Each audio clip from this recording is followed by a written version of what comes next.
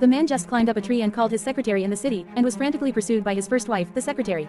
However, when she saw her husband unconscious, his wife, who had just been full of hatred, suddenly panicked. She quickly turned her husband over and pressed his chest repeatedly with both hands, trying to wake up this ungrateful guy. It wasn't until this moment that the woman deeply realized that even though she wanted to beat her husband to death just now, when she was facing farewell, her love for him was still strong in her heart. Looking at her husband's sleeping face, his wife lay in his arms in despair, tears falling uncontrollably. Or perhaps sensing his wife's grief, the man suddenly sat up from the ground, breathing heavily. Then the couple looked at each other and didn't say a word for a long time, but they seemed to understand each other's feelings. The originally hostile gaze also softened at this moment. But the real ordeal has just begun. For them, escaping this dangerous island is simply impossible. Without the help of the map and the extreme lack of food, no matter how good the relationship between the couple was, they would not be able to sustain it for long. Sure enough, when the two were looking for a chance of survival, they unfortunately strayed into the territory of the cannibals and were stabbed by an anesthetic-coated blowgun. When they regained consciousness again, they were already firmly tied to the sacrificial costume by the tribal chief. Chief Coco did not intend to eat their flesh and blood, but ordered his blonde wife to be smeared with powder all over her body in preparation for being burned alive to the god of fire, while the man was knocked unconscious on the spot. Sai was stuffed into a canoe and pushed into the vast sea. As a tribute to the god of the sea, the wife was soon surrounded by a ball of fire asterisk, and the man floated to the waterfall in the distance along with the rapid river.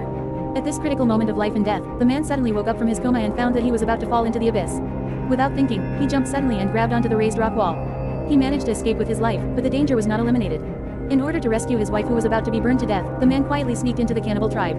Before anyone noticed, he rushed forward and knocked down the chief with his fists. Then he kicked the fire under his wife, concentrating all the strength of his body on holding his wife tightly with both hands. The wooden stakes were uprooted, and their bravery shocked everyone present.